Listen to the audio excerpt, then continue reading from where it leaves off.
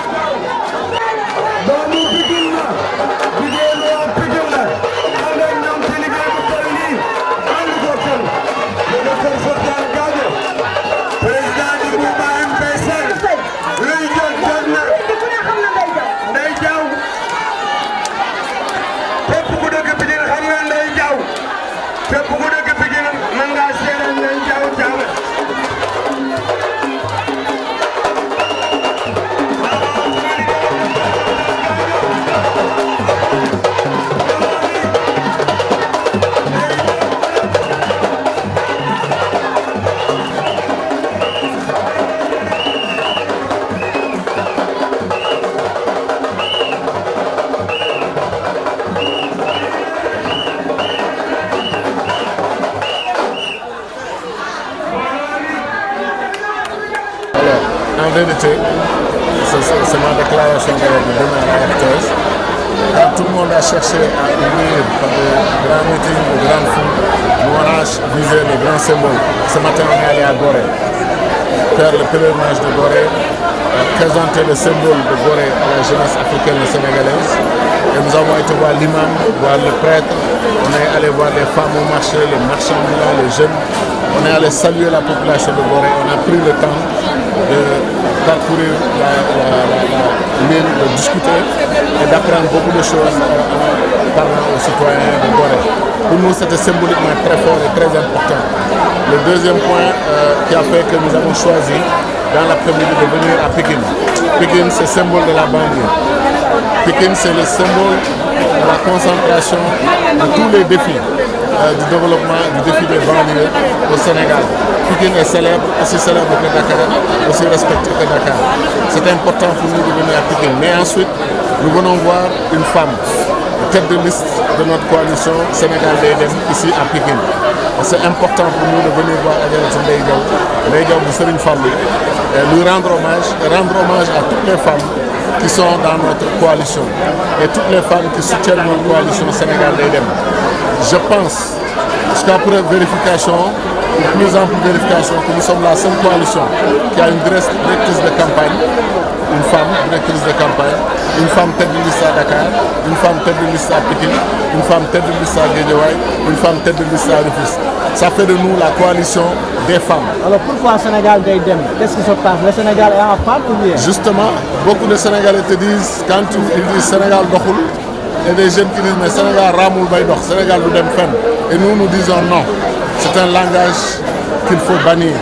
Sénégal Daydem parce que Dieu nous a donné tout le potentiel. En termes de ressources humaines, ce qui est plus important que tout. Ensuite, en termes de ressources naturelles, en termes de vision, pour faire de ce pays un grand pays, un pays leader en Afrique. Malheureusement, les politiques publiques qui ont été pratiquées depuis l'indépendance nous ont donné le résultat actuel. C'est-à-dire que notre pays est encore en panne, notre pays cherche à décoller, notre pays cherche à avancer. Nous avons choisi le langage de l'espoir, pas le langage de la défaite. Les jeunes ne croient plus en ce pays et ils se tournent vers la migration comme solution. Nous disons même que c'est peut-être même pas une migration, c'est peut-être un exode, un exil. ils partent, ils quittent parce que le gouvernement et tous les gouvernements qui sont passés ne sont pas arrivés à ancrer l'espoir en ces jeunes. C'est pour ça que nous disons Sénégal Naïdem, parce que c'est ça la vérité. Est-ce que les politiques publiques dont vous évoquez, comment vous les appréciez? Elles sont mauvaises ou bien c'est quoi? Mais si elles étaient bonnes, les jeunes ne vont pas quitter notre pays. Il n'y aurait pas cette hémorragie catastrophique pour le Sénégal et pour l'Afrique que de perdre votre jeunesse. Si nous perdons cette jeunesse, notre développement sera retardé de 40 ans, voire 50 ans. Il faut que notre gouvernement se réveille de sa torpeur pour comprendre qu'il y a un drame qui se passe dans les banlieues du Sénégal, dans le monde rural sénégalais, au total dans le pays. Les Sénégalais perdent foi en leur pays, perdent confiance en leur pays. C'est pour ça qu'ils vous disent Sénégal nous aime. Nous on est obligés de dire le contraire. Sénégal nous aime. Parce que justement, parlant d'illustration, de perte de foi, perte de confiance en notre pays, c'est les tricheries au baccalauréat. C'est une honte nationale que nous assumons tous, une honte nationale. On n'a jamais vu ce genre de phénomène dans ce pays. Perte de valeur, perte de confiance dans notre pays. Donc il est important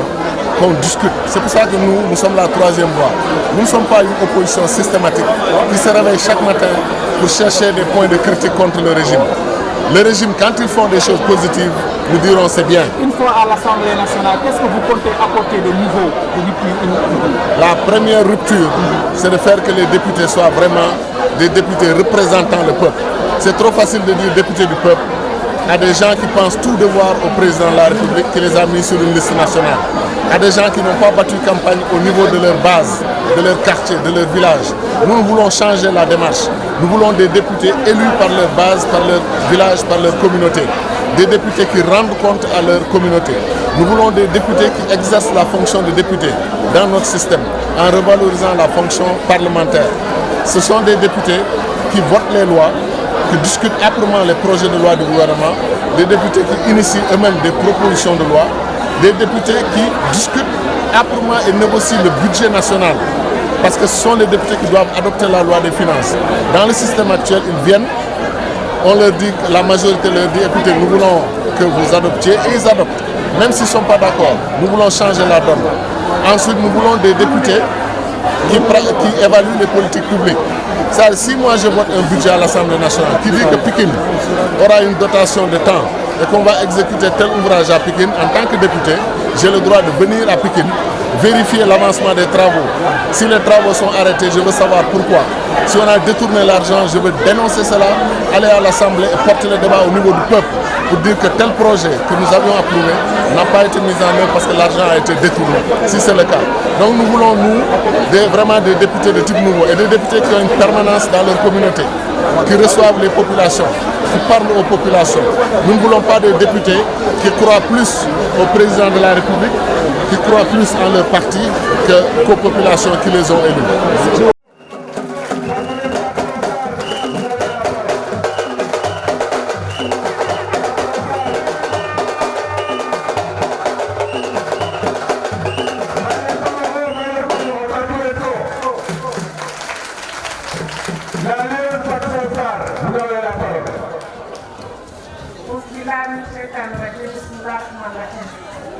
may nuyu mbooloo mi ci fekk yëpp di nuyu suñu leader Cheikh Tidiane Gadio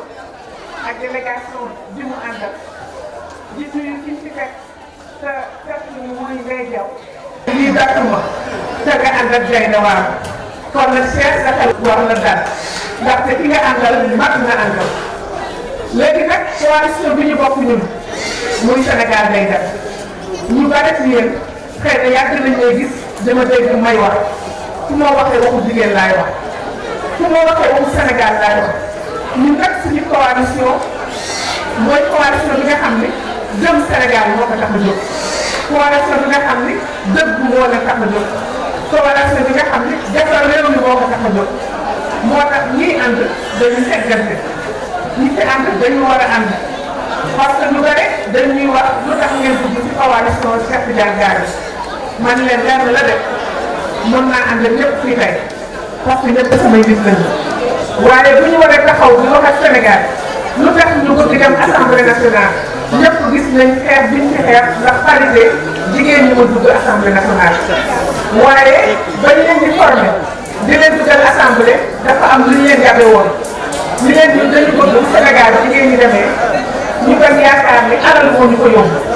ñu gëm ni liggéey moo ñu ko yóbbu kon bu ngeen àggee ba assemblée bu leen nangu ñu leen di may oto yi nangu leen ñuy tomb ci seen salaire di fay oto yi te oto yi yéen kay moom bu boobaa ñu xam ne jigéen li ko tax a jóg mooy defar réew mi waaye tey la ñu bëggoon gisuñu ko loolu tax ñu dañ dem defar suñu bopp lañ doon wax waaye nag ñu ànd si askan ñu ànd si koo xam ne loxoom dafa set parce que man kat mënu ma lu may wër di wax ci Sénégal tey suba di ànd ak koo xam ne yaakaar naa ni dugul yaakaar naa ni dafa luubal loolu mënu nekk ñenn ñi xamul ma leen dara waaye moom de Cheikh xam naa ne set na moom de Cheikh xam naa ne loxoom ba nekk ci taxaw lu taxuma kon looloo tax ñu ànd ak moom moo tax ma sama xel dal su teg na Mbaye Diaw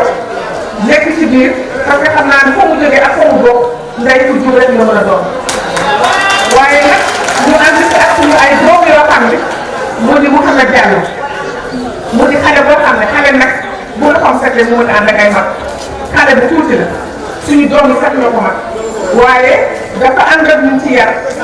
ànd ak ñun ci dëggu ànd ak ñun ci mën liggéey ñëpp xam ko moo tax bu nit ñi war a taxaw ñu wax li tax ñu nekk ak moom parce que jërëjëf Mouhamed jàll déen léegi nag maa ngi ànd ak ci ma buggee muy ci amee association de retour du Sénégal muy les arab defe naa ne waa Pikine sax yéen xam ngeen ko loolu ngay daw xamante nañ kon nag coalition bii ñu leen di wax tey mooy coalition bi nga xam ne yéen ñëpp moom ngeen war a voter li tax ngeen war ko voter wax nañ leen ko parce que nit dafa war a jub nit dafa war a dëggu nit dafa war a dem réewam waaye tamit war ngeen jëm ni buñ la waxalee man mii la jigéen ñi laay xeexal xam naa ni kenn si yéen du ko wet parce que laaj na nag ñu dem assemblée lii suñu kër ci alamu réew mi ñu jox ñu ko dafa jaaduwul di leen di jox ay microcrédit yoo xam ni taux yi attanu leen benn jigéen gisuma jigéen bu jëm kanam ci microcrédit yi ñu leen di jox ndaxte bu ñu jëlee jox leen 200 000 par groupement bu ngeen defee doo entre 10 000 ak 50 000 ngeen am loolu lu ko leen di jëriñ dara ñun nag dañoo bëgg tey ñu jox ñu loo xam ne buñ ci liggéeyee mën ci tabax ëllëg moo tax suñu coalition dafa ñu ko demee 3500 milliards yi fi ci Sénégal yi am ñu jël sa buñ ko xaajee juróom-ñaar benn ba ñu jël ko jox ko commune yi loolu mooy tax commune bu nekk am 1 milliard tey seen commune Pikine Ouest bii sa amoon 1 milliard ngeen ma jël 100 millions jox jigéen ñi jël 100 millions jox xale yi defar seen assainissement defar li ngeen di soxla kon loolu lu mën a nekk la ñun looloo tax ñu bëgg dem assemblée parce que député dafa am capacité ni xaalisu réew mi fii la war a jóg su dee dugg na fu mu war a dugg ñoo bañ ñoo lànk duñ ko bot te loolu li ma ci xam lu ma firndeel la parce que man damay liggéey ak réewu Afrique yu bari ñu 2006 tamul woo parce que assemblée ñoo ni leen budget bu amul lu jëm si jigéen ak lu jëm si sida budget ba kenn du ko bot ñu woo ñu pour ñu former 26 ministères pour ku nekk fexe ba dugal sa wàllu jigéen ñi ak wàllu ñi am sida si biir budget ba kon tey bu ñu amee ay député yu xarit daañu ko nangu def moo budget rek leen budget boo ñu voté daf koy saytu ba xam ndax bu ñu gaañ am na lu rëy lu ñuy gaañ ñun jigéen ñi fii tey cancer bi bari na ci réew mi te li fekk nit politique publique yu baaxul la ma jëm ci benn tomate bii ñuy lekk baaxul tomate bi Chine lay jóge ñu ñuul ko booba na kër ñu jël ko def ci ay colorant dana am juróomi at ci seen dañ koy gàdd ñëw defal ñu ko ñun moom la ñu lekk moo tax bu ñu jaaxalee bu jigéen ñi feebaree loolu nag député ba bala muy nangu usine yi fi taxaw ñun ñoo koy signé dafa war a xool saytu usine boobu ñu fi teg xool li ñuy wax assemblée li mu mën ci réew bare na parce que bu nanguwul dootu budget bu jar budget rek bu ñu ñëwee ministre yi jox la rek nga taat ci leen ni leen jam leen lu entreprise bu ñu fi indi rek nga nangu ko signé kayit bi ba toogal entreprise bu fekkee daf ñuy gaañ war nañ ko bàyyi man de waalo laa tey sama xeex mooy lan suñu suuf yooyu ñuy nangu di ko jox espagnol di ko jox naar yi di ko jox kenn amul suñu doom di nga xëy di immigré loolu moo jaaduwul kon nag ñun li ñu fi war a bare na dañu leen doon dund rek li député mën a def ci ab réew wàcce kañ waaye yéen fi di fay bu ngeen fekkee ba yóbbu Ndeye Ndaw mu dugg ci assemblée nationale ba xam ngeen ni seen fan boobu dana fay kon nag man yaakaar naa ne maa ngi Ndeye Ndaw bu ñu lëkkaloo te assemblée boobu assemblée ba dana riir. bismillah rahmaani rahim. moo sant yàlla bu wér a wér a wér. bisimilah sang-sang yi Seydina Muhammad sallallahu alayhi wa sallam. di sant suñuy waajur ndax lii liggéeyam lay feeñ nekk kon maa ngi sant sama lay di baax de daal suba di ko ñaanal fanam ni yàlla lay doon di ñaanal sama baay bu baax bi fa mu nekk yàlla na teg àjjana man seppee ci jiwaay Tuuba ginnaaw bu loolu wéyee man day tey waroon naa ñàkk sama bañ a wax damay sant nag suñu kilifa yii nga xam ni ñoo nekk sama ginnaaw bu ma nuyoo président Cheikh Tidiane Gadio ak coalition bi mu àndal ci yar ak teggin ànd Fatou Sow Sarr jigéen bi nga xam ne exemple la ci ñëw damay sant sama kilifa yi ci sama ginnaaw mu chef de quartier yi di imam yi di nit ñu baax ñi nga xam ne seen toogaay bii dérangé wuñu nekkal suba ba ndëgën ñi ko nekkoon di woon wàcc tey ci àndul ñu ngi fi toog di ma xaar ba tey ak nit tey ak xat-xat yi imam yi demuñu fenn ñu ngi toog chef de quartier yi maa ngi leen di nuyu délégué yi nga xam ni benn quartier ak tey di leen xeex ndax yéen li war ci chef de quartier yéen ngi koy dox li war ci imam yi ngi koy dox kon bala maa sant kenn yéen laay njëkk a sant di leen gërëm di leen ñaanal yàlla yàlla ngeen yàgg suñu kanam di ñu ñaanal jiital leen topp ci yéen dañu yéen mag ngeen kilifa sëkk macha allah. boo méttiku ànd ak sama mbokki jigéen yii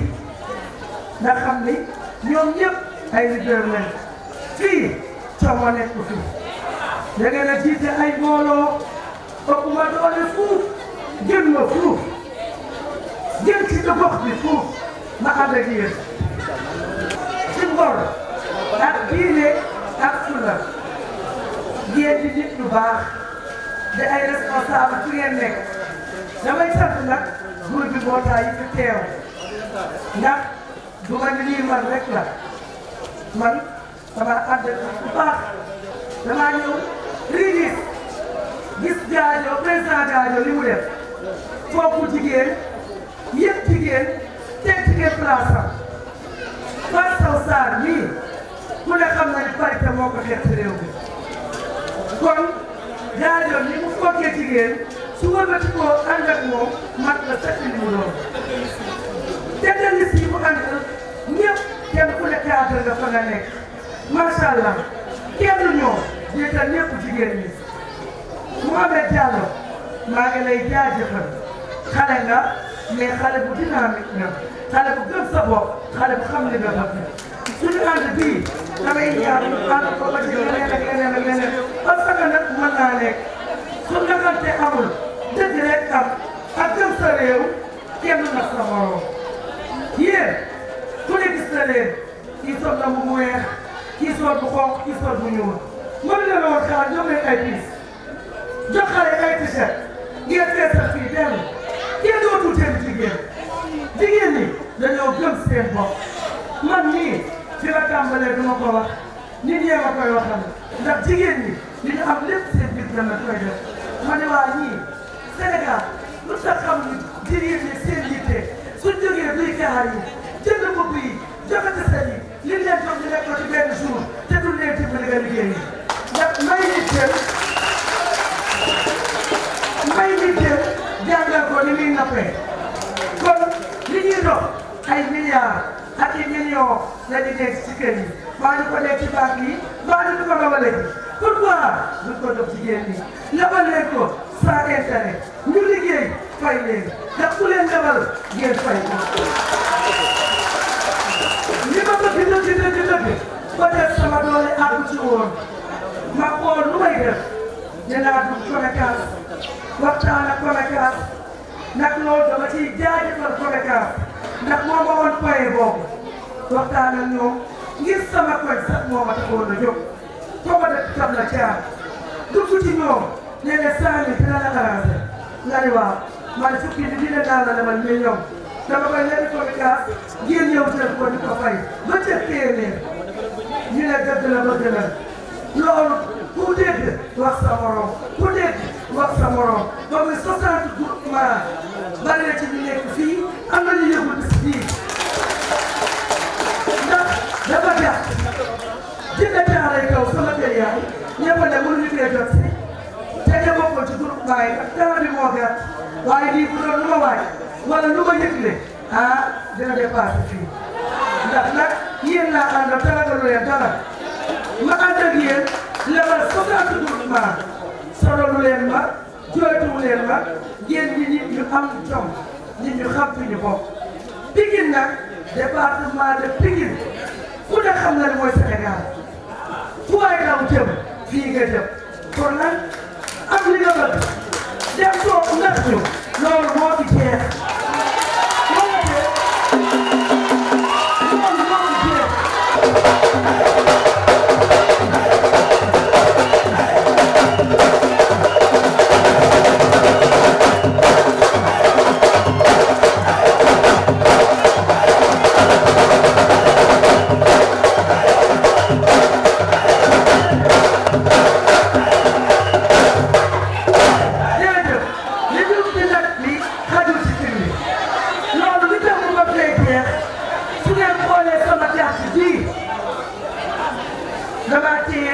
dalal ma xool leen ko bu baax bu leen kenn nag bu leen tegu leen jënd ma noor loolu man ànduma ak ñuy jënd li ma bëgg nee leen ko jàpp troisième fois Sénégal day dem voté leen ko dem leen ci RDI yi xam ngeen li ngeen gëm voté ko député yi jàll lu tax ma ne voté leen ko député yi fi nekk ko gis ngeen seen bopp parce que député dafa war a xam li muy présenté ci goxam député dafa war a samp goxam chaisam jërëm ñu koy gis ci ay portam mun ne rek danaa bëgg di daw di wuti bis boo wutee ni alhamdulillah sa doom falu la sa rakk falu la sa mag la falu la yoo fi jeex xam nga lu la fal population bii yow seeni jàpp de fajal rangi carte d'identité di gis ngeen li ngeen def ci carte d'identité yi kenn waxu leen ko te xamu leen lu ko waral te ba dëgg ni góor bi wéeragul Sénégal li ciy metti ku ne xam nga ni président Gadio moo ko mën a saral xam nga lu ko mën a saral département Pikine li ciy metti ngeen voté lii gis député yi fi am jàll muy Pikine dañuy ànd 16 communes yi ndax juróom-benni député moo am Pikine te 16 communes moo fi nekk dañoo war a servir 16 communes yëpp ndax waa yëpp la soxla dégg nga may wax man nag damaa jege hôpital jege école jege fi ñuy jëlee lekk kon juróomi dërëm kon xam naa lu mooy nekk dégg meew bii gisu leen ko sëriñ fi daanee jëloon askan wi kooku meew lan la ñuy servir ci réew mi kenn mës a gis député wax ci mbaa mu défendre ko ñu koy naatale naqari nañu dañ cee amul pexe te bëgg nañ cee ami kàddu bu ëllëgee ñu bokk ci ñu koy saafara moo de dooy caara yi ga mu nekk bokk na ci caara yi gën a mag ci Sénégal marché caara yi marché caara dina dugal 3 millions par jour wala 4 loolu boo ko multiplier par 30 ñaata la te tali ba baaxul inondation tey la fa gën a bon te amul foo jaar kon ñoo demoon nañoo xeex bu baax andee lii soxna Ndoye andee lii xeex na te nag ku ñaan yàlla dund dee la jël la yàlla dund teg si dund ku ne mus ba ngay dee bu jotee yàlla yeex dana dem te ku ne war naa service ba nga xam ne kër gu mujj gi fees na kenn amatul foo def nit gis ngeen néew yi ñaan suñu benn dëkk tabaski waaye nag dama ciy félicité nag commissaire Adrame Sarr taxawu na Pikine damaa bëgg ngeen sànni ñu gàtt ñu toogal leen ca pencum ndayu réew ma lu ci génn war a ñëw ci ñun ñu xeex ko combattre ko ba ñu fotee sa tey duñ ko xeex ndax loolu suñu cër ëpp nañ loolu maa ngi nuyu ñëpp di gërëm ñëpp di gërëm tool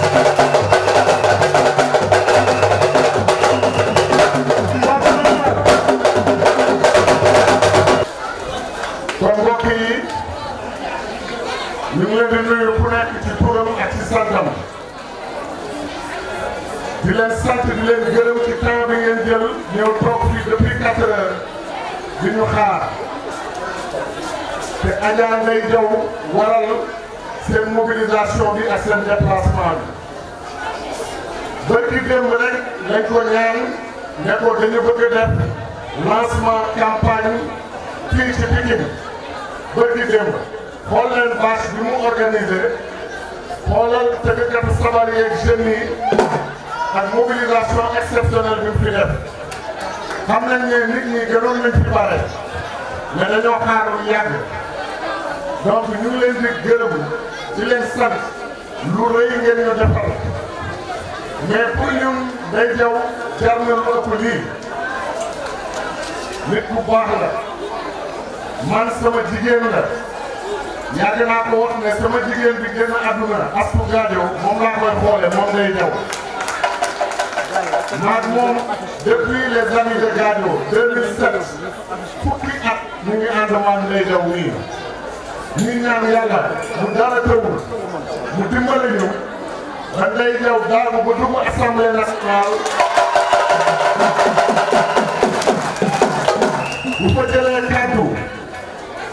bu fa jëlee kaddu télévision nationale taxaw télévision yëpp taxaw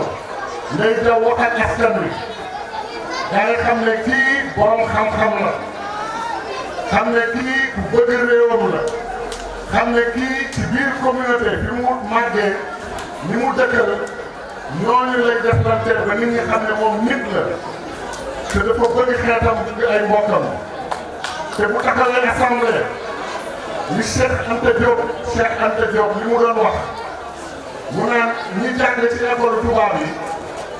dañoo defe ne ñoo gën a muus ñoo gën a yeewu yeneen sénégalais yi mu ne du dëgg pexe bi ñu utilisé mooy jël làkk tubaab imposé ko sénégalais li ñuy wax sénégalais yi bari xamuñu li ñuy wax ñoom mais bés bu ñu nangu woon wax suñu kàllaama réew wax ci wolof ci pulaar ci séeréer ci soose ci joola ci soninke di wax suñu làkk ngeen xam ne doomu réew mi dëgg am na lu ñu yàlla may xam-xam bu réew mi fii ci Sénégal chance boobu nag bés bu Ndeye Diaw ñëwee assemblée nationale ba jël micro bi waxal ak askan wi nit ñi dinañu comprendre lu bare ci doxalinu Sénégal ak réew mi tey nu mu nattee ba nit ñi jaaxle sax am na benn soxna bu fi yéeg di sama xarit di soxna Fatou Sow Sarr li ñu leen a waxul peut-être ba mu leer mooy campagne bi ñuy def nii ñun coalition Sénégal day dem soxna Fatou Sow Sarr moo jiite suñu campagne moom mooy directrice de campagne loolu nag xam-xamam moo ko may cër bi ko sénégalais yi jox moo ko may ba depuis loolu bañ ko lancé ba léegi Gadio ak Fassar ànd Mouhamadou Diallo ñëw ànd ak ñun di suñu rakk di suñu doom maire Moustapha Gueye bu Sokone ñëpp naw ko ci xam-xamam ak ni mu xarañee fi muy liggéeyal askanam fële ci Foundiougne maire Moustapha Gueye ñëw ànd ak ñun ku tudd Cheikh Mouhamed Bassirou Sarr am ay militants yu bare Pikine fii 40 ans mu nekk ci politique bu Sénégal doon ànd ak ñoom Lamine Savané Bassirou Sarr ñëw ànd ak ñun seen doomu Pikine bu tudd Déthié Ndiaye di toppatoo mouvement Ndongo Lo ñëw moom tamit ànd ak ñun seen beneen doomu tudd Abdallah Ndiaye basé fële ca Touba dëkk bu mag bu tedd bi Abdallah Ndiaye ñëw ànd ak ñun seen beneen doomu tudd Moussa Mbaye bokk ci M23 tuddee mouvement M23 patriotique ñëw bokk ci ñun ànd ak ñun loolu mooy coalition bi ñu taxawal tuddee ko Sénégal day dem mbokk yi koo waxal Sénégal mu ne la fépp day metti foo laal day metti ñëpp a sonn jaaxle ci réew mi moo tax ñu ne nangootuñu Sénégalais yi koo ci waxal mu ne la Sénégal du dem fenn Sénégal dara doxul Sénégal du dem xale yi naan Sénégal doxul raamul bay dox ñun ñu ñëw nag ne dañu gëm suñu réew dañu gëm suñu askan dañu gëm ne Sénégal war na dem te dina dem moo tax ñu tudde suñu coalition Sénégal day dem. banlieue bi Pikine en particulier nee nañu 1 million d'habitants Pikine fii la xoolu Sénégal bi battre li ñu naan xool fu muy battre le cœur du Sénégal bat à Pikine fii bu Sénégal bu Pikine bu ñu suqalee Pikine ba Pikine jëm kanam dina tirer tout le Sénégal bu Pikine desee ginnaaw ça veut dire que Sénégal ci boppam moo des ginnaaw ñun nag dañu gëm Pikine naw Pikine fonk citoyen yi dëkk fii ci Pikine am ci ñoom respect ak considération Babacar Manké Diène nii sama xarit nekk moom dem ci liste bi ànd ak Ndeye Diaw jigéenam tey def naa déclaration RTS pour campagne bi suba dinañ leen ko won man maa ne te li may wax ma teg ko ci lu wóor suñu coalition Sénégal day dem mooy coalition jigéenu Sénégal yëpp ñu war a jàppale lu waral loolu directrice de campagne Fatou Sow Sarr di jigéen tête de liste région de Dakar di Fatou moo jigéen Ndoye di jigéen tête de liste Pikine Adja Ndeye Diaw Sène Fallou di jigéen tête de liste Guédiawaye Adja Arrête Ndoye di jigéen tête de liste Rufisque Soxna Picha Diop Adja Picha Diop di jigéen kan moo fi def lool ci Sénégal ku dul ñun rek ñoo fi wane ne bu dee dañu bëgg Sénégal bëgg suñu réew jóg régler ay problème ku jiitalul jigéen ci àdduna bi tey doo dem fenn ñooy suñu yaay di suñu ay jabar di suñu sœur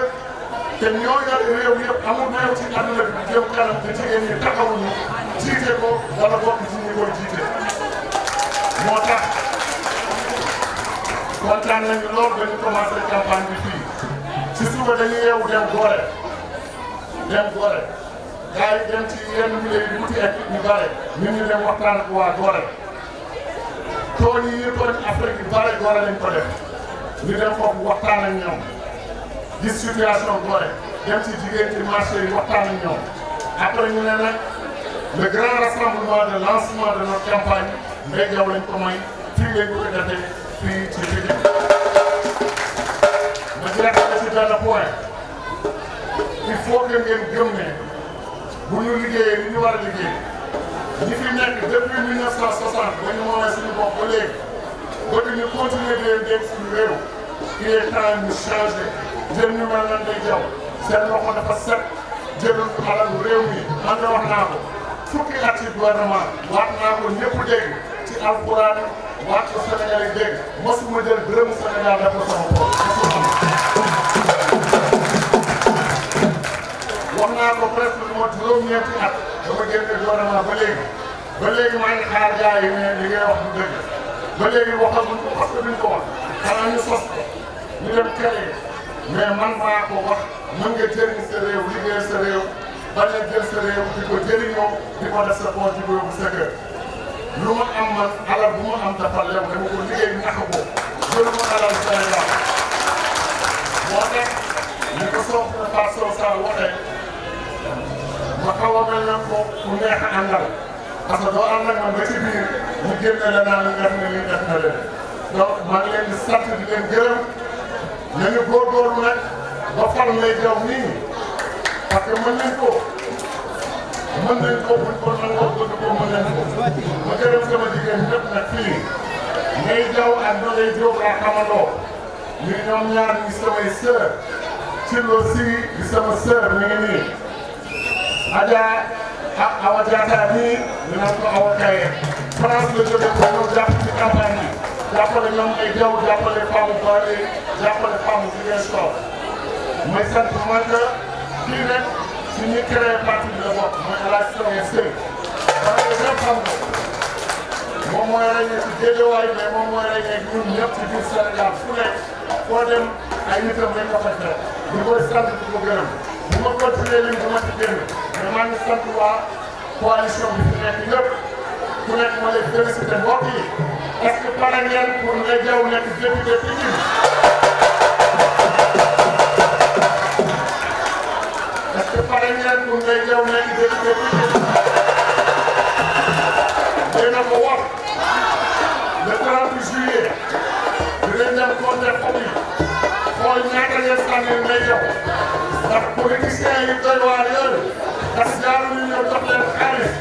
bu leen ko joxee jël leen seen alal lañ leen delloo mais bu ngeen wéetee seen borom wéetee urne bi jël leen ne jaw mii ngeen envoyé ko